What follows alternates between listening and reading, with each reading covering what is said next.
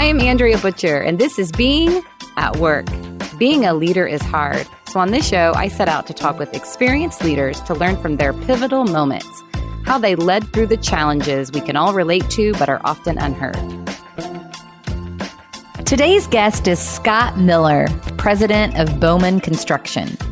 When Scott was in college, the director of campus activities told him, "You can be a leader," and gave him a leadership book. This simple act had a huge impact on him, and he's been a student of leadership ever since. He's run multiple organizations, spent a few years in a senior economic development role, coached high school basketball, and throughout his career, there's a clear theme of growth, growing people and growing businesses. He'll talk today about a pivotal moment in his career in which he was completely caught off guard. And upon reflection, he's learned that nothing great happens without adversity. Check it out. I grew up in Northern Illinois, and my mom was an educator, so she taught elementary school in my hometown, and my dad was the director of finance for a company called Honeywell Corporation. And so they were both leaders in their own right and really encouraged my brother and I to constantly step into leadership roles and lead wherever we were at. So as a kid, I grew up playing sports and loved sports probably more than anything, and still do today. But it afforded me the opportunity to be able to attend college in Ohio at Cedarville University and play basketball there. And then following that, I came to Indianapolis to work for a public accounting firm. And that kind of kicked off my Indiana connection, and I've been here ever since. And so following the public accounting firm, I left that to run a commercial landscape business it was originally headquartered in Indianapolis. It's now in Fishers, but was a part of growing that business all over the nation. And Mainscape is the name of that business, and it's now the largest privately held landscape firm in America. And then after about 10 years of having that role of running that firm, Mayor Ballard was elected, and he was looking for somebody to run economic development that was a business person and had grown their business outside of the state of Indiana. And so I took that opportunity, and was a huge blessing in my life. It wasn't something I ever thought I'd be able to do, but had the chance to travel all over the world selling Indianapolis to the rest of the world, whether it was in Asia or Europe or South America, and had a blast doing that. And Indianapolis is such an easy sell to anybody who lives here or to those outside who then come here to stay.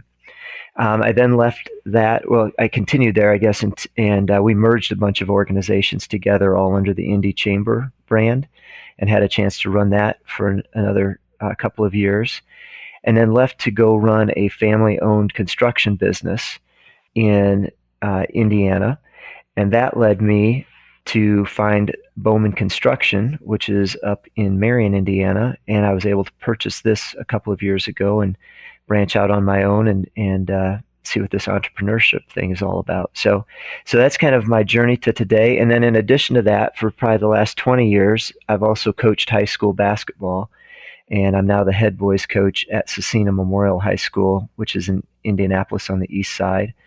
And I love doing that. It's my passion, and allows me to share with those young men the different things that I learn on a business side, and then I'm able to apply on a business side the things that I learned from coaching. So it seems to be a great fit. Yeah, it sounds like it. And across all of those, definitely that theme of growth, whether it's growing people or growing businesses. Yeah. I've probably been fortunate enough to be put in the right situations and have the right people around me.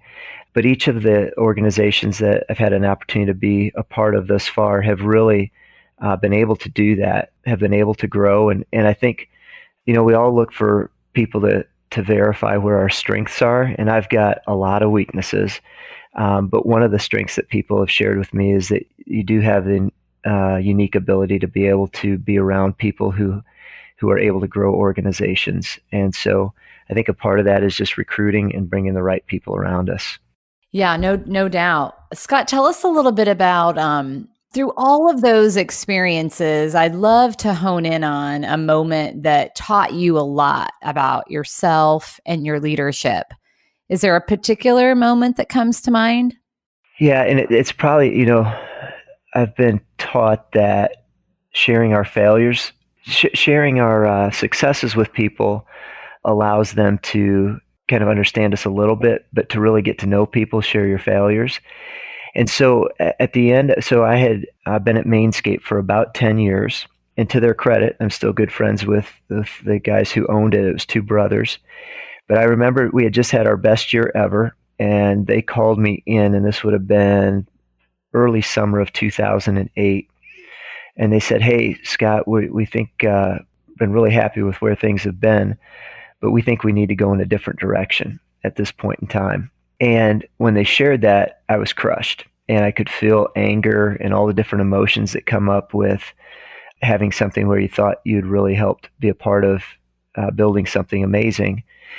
But it taught me that no matter what, I'm not the one in control. And that from my perspective, there are always unique opportunities ahead of you, even when something seemingly bad takes place.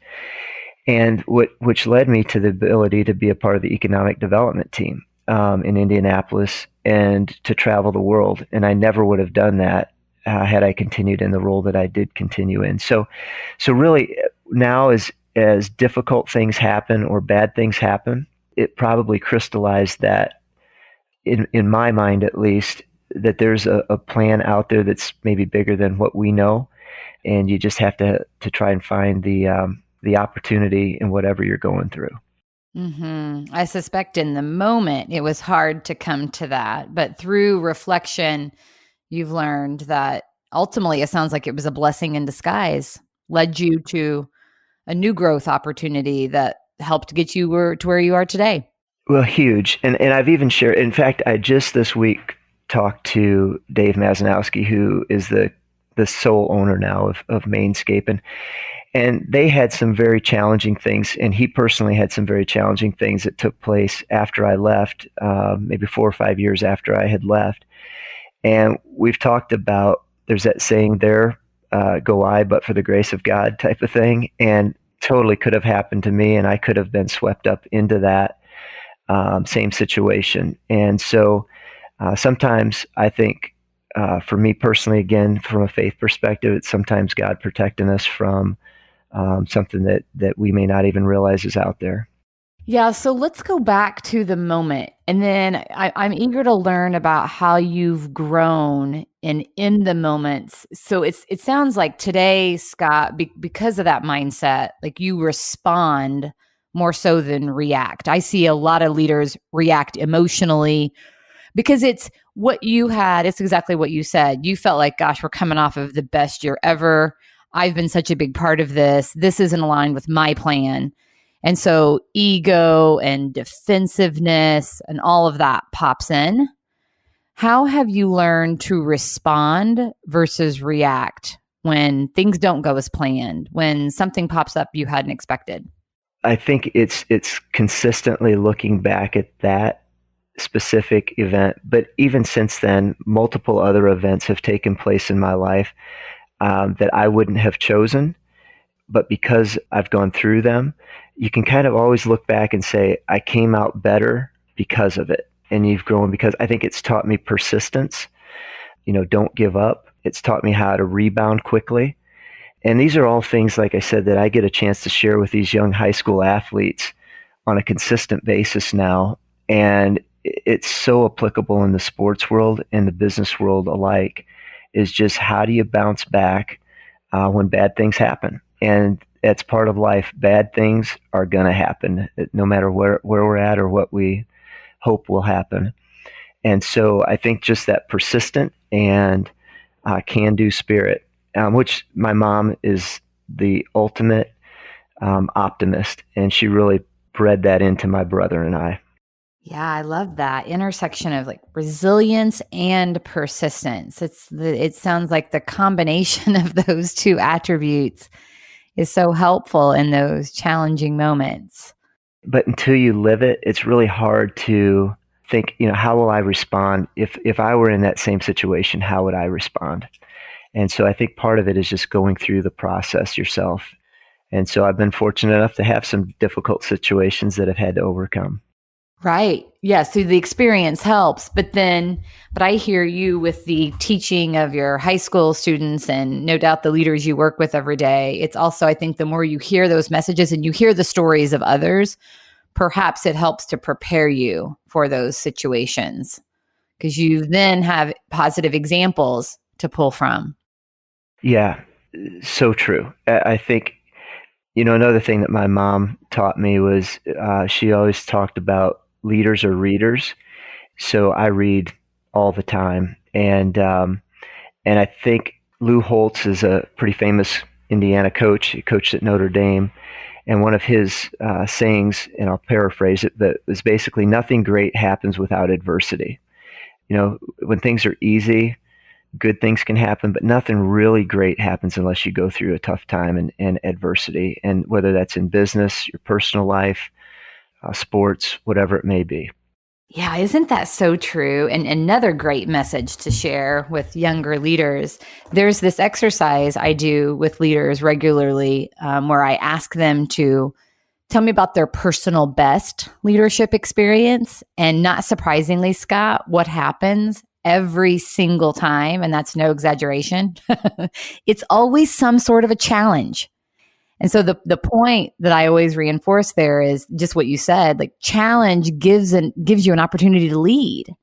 If it wasn't for a challenge, there might not be a leadership opportunity. Adversity can introduce you to yourself if you're open to it and willing to lead through it. And I do think that is an optimal time for people who are wanting to take on leadership roles, is to find a difficult situation and find a way to work through it and make it better. And I think that hones your leadership skills, but it also gives others confidence to follow you.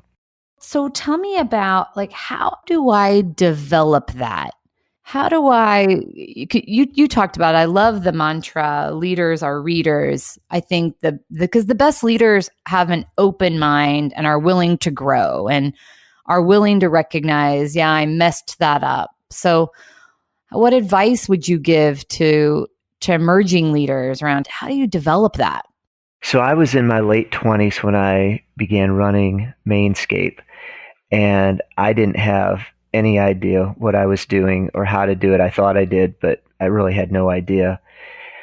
And again, going back to my family, my parents, my dad was what I thought was a really good leader, and he recommended me looking for a mentor in Indianapolis.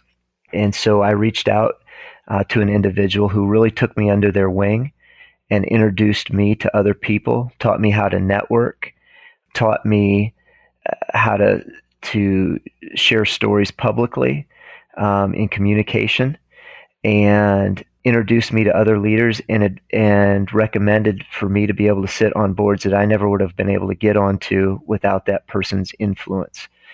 And so I would recommend for people to find somebody that they can trust and that they maybe aspire to be like, and reach out to that person and say, hey, would you mind being my mentor? But not expecting them to have to do everything for you. You set the table for them and say, here's exactly what I'm looking for. Here's the amount of time that I would want to have invested. And maybe meet with them once a month, whether it's for lunch or breakfast, and tell them your good things and tell them your bad things. I did fail to share all of the bad things, and I wish I would have done that more with that individual.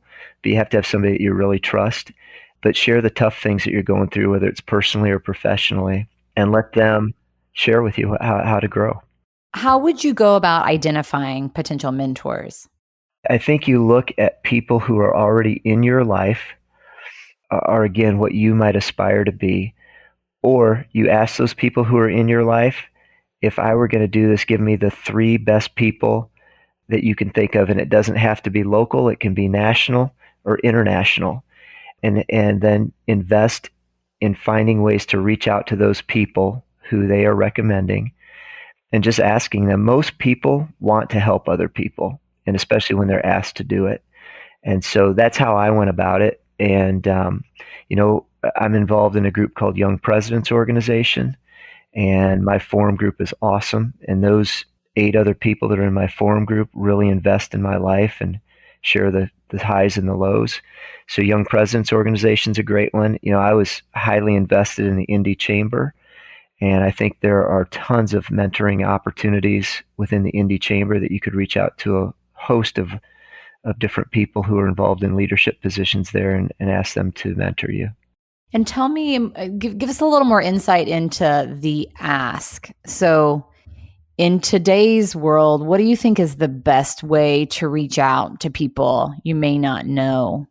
So this is a constant area of interest for us at our firm. I think we've gotten so reliant on texting and emailing people that's taken away the personal connection. And this is just for me personally. So I really encourage our people to at least get on the phone with people and talk to them face to face or voice to voice. And then I would take that one step further. If you really want somebody to be your mentor, you better take the time and energy and effort to set up a meeting with them and go to lunch, go to breakfast. And usually I just say, hey, I want to pick your brain about something, and throw the ask out after you're halfway through the meal and just say, you know, here's something I've been thinking about. I'd love to have somebody help me grow. And you're an individual that I really admire. And here's why I admire you. And I was wondering if you'd be willing to invest in me and maybe do it, say, for a 6 month period of time so that it doesn't feel like it's a lifelong commitment for them and for you. But take that 6 months, and then after 6 months, maybe reevaluate and say, hey, now I've really grown in this last 6 months. I'd like to do it for another 6 months. Are you willing to hang on for another 6 months with me and help me? And then try to do everything you can to repay that person who's invested in you by providing them opportunities or thanking them in any way you can.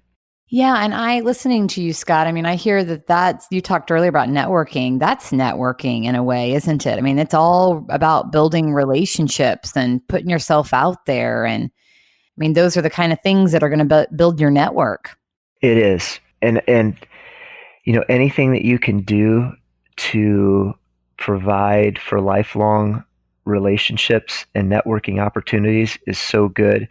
You know, all of us, I should say all of us, at least myself, have messed up relationships and done something wrong, said something wrong, acted in a way that would hinder that relationship from moving forward. But to the extent that you can, try not to burn bridges, because you never know who those people will be able to help you interact with and who you can help them interact with.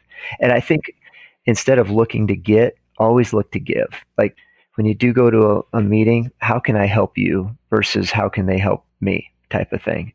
And they'll naturally respond and find ways to help you.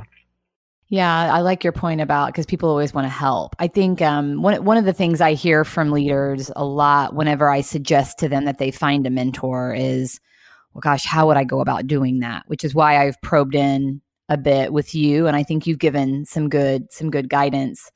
The other thing I hear in your suggestions, Scott, is just the idea of like taking initiative to do that. I hear from leaders a lot, oh, they may think I'm silly, or gosh, I should be at a point in my career where I shouldn't be asking for a mentor. And well, it just takes some humility and some gumption and some courage to reach out to someone and say, hey, I would love to pick your brain. I would love to learn from you. And that's a differentiator, I think, when people are willing to do that. I think you're right, Andrea.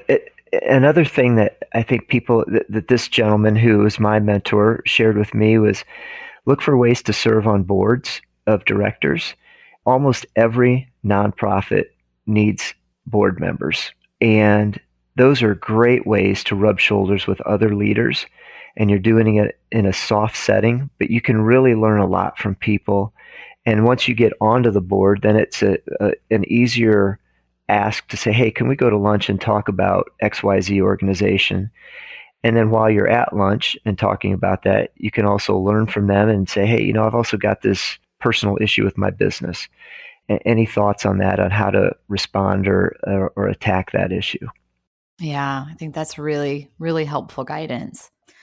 I want to go back to the moment, right? So let's go back to the mainscape moment.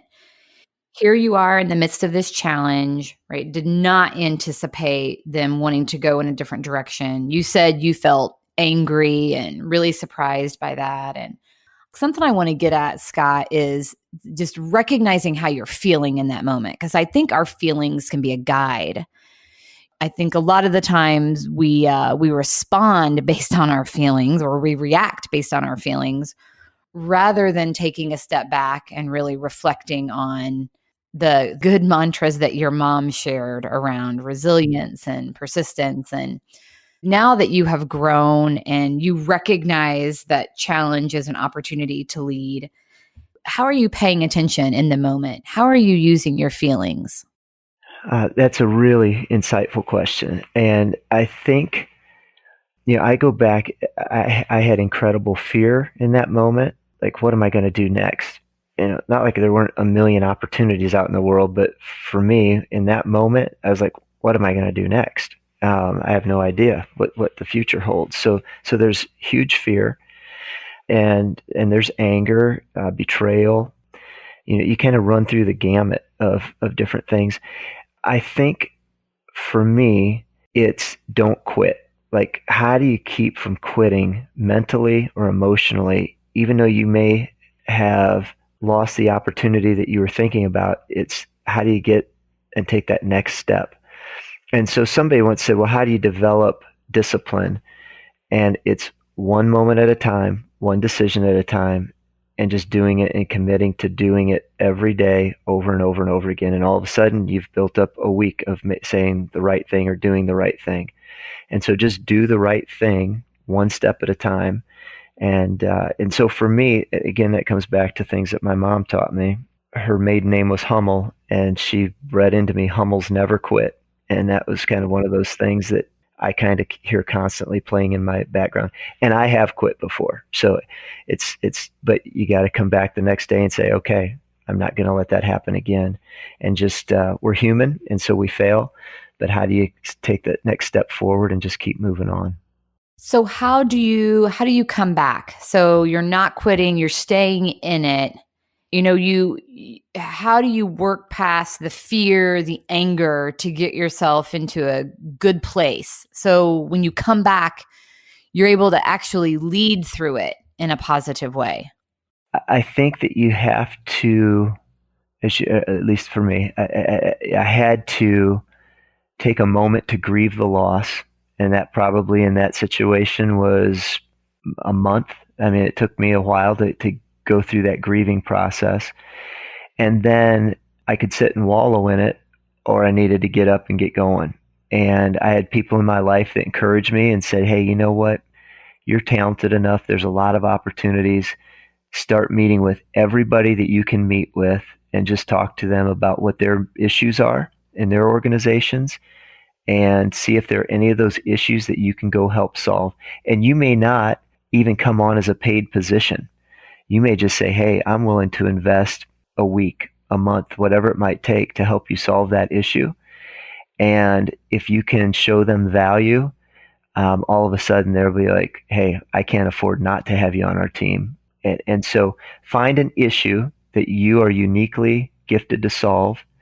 And I think that's kind of what I did, and just started meeting with as many people as I could, buying them breakfast or lunch, or playing golf with them, taking them to a game, doing something, but not expecting them to have to pay for it, having me be the one that would be the initiator and the payer for it, and then finding out what their problems are. And everybody's got problems that they need solved.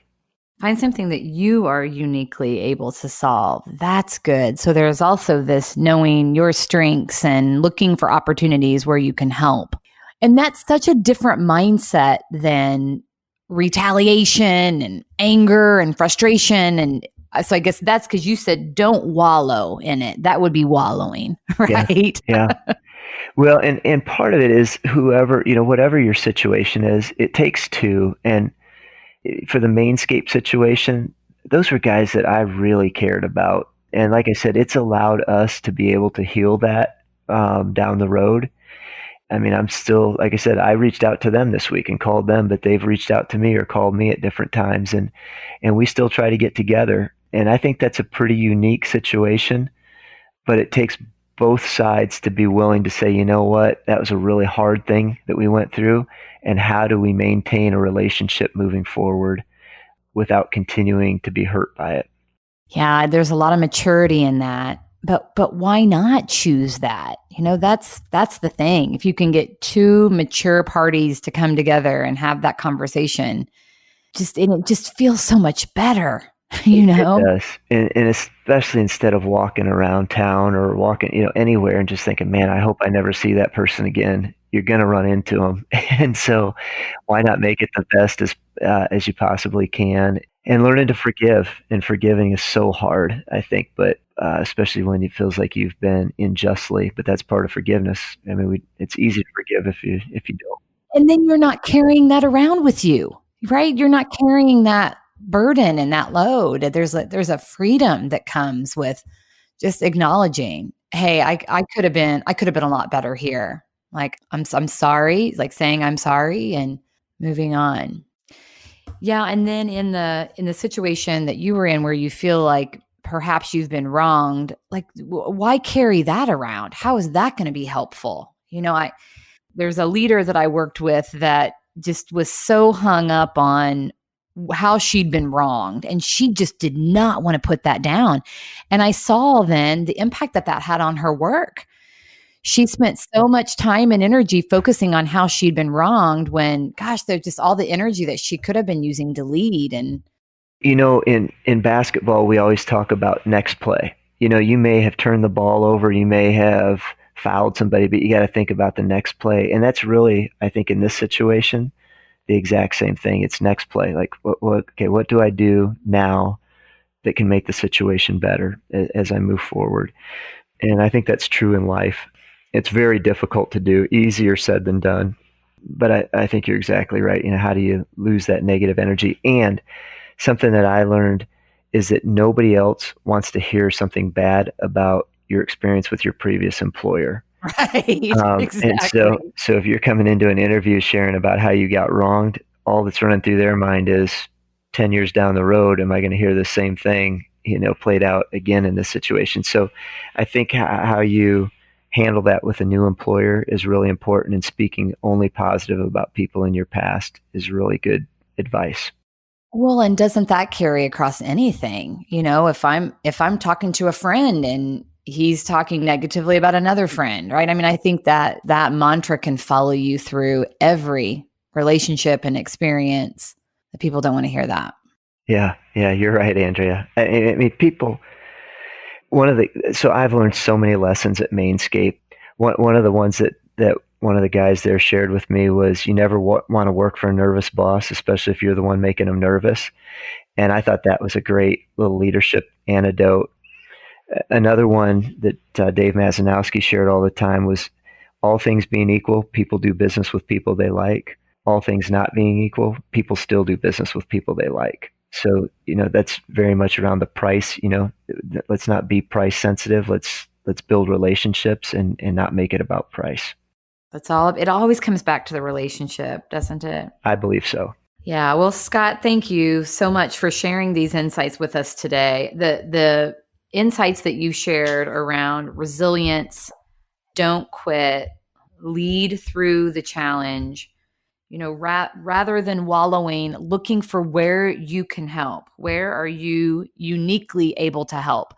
And what's so powerful about this for me is you started with, that's a life philosophy for you. I mean, clearly your faith drives a trust in what happens in life, right? Because you know that God has a bigger plan for you. So there's a macro message, but then all the way down to talking about the next play. That's then, I think, with every single moment and situation in our life, our spouse or our kids may do something to trigger us, but rather than reacting negatively in the moment, there's a bigger picture at play. So trusting that things will always have a way of working out, and ultimately we're not in control. And it's hard. I'm a type A personality, and I like to control everything about my environment that I possibly can. And yet we can't control everything. I want to commend you, Andrea, on the Being at Work podcast. I shared with you off the air that I've had a chance to listen to all of the episodes, and each one there's an opportunity to learn something and grow. And I think you're doing a great job with this. So thank you for giving this gift to the Indianapolis and the world community. Oh, you're welcome. It's possible because of leaders like you that are willing to come on and be vulnerable and share their stories. So thanks for the partnership. You're welcome. And I was going to recommend, there's that book, How to Win Friends and Influence People, is the book that my mentor in college gave to me. And it's an old book, but man, is it good. And it's got really practical information in it. Yeah, never gets old. Well, because it's all about relationships. All the things we've talked about today are the premise of the book. Scott, if our listeners want to connect with you, what's the best way to do that?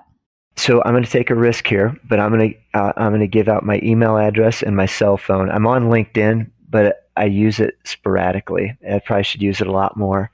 My email address is smiller@Bowman Construction Inc. .net. And you got to have the .net instead of .com. And then cell phone is 317-339-1605, and I can be reached there. Either leave me a voicemail or text, and I can respond. Great. Well, thanks for being here. You're welcome. Thank you, Andrea. Thank you for joining us for this episode. Please subscribe wherever you listen to your podcast to never miss a Being at Work story.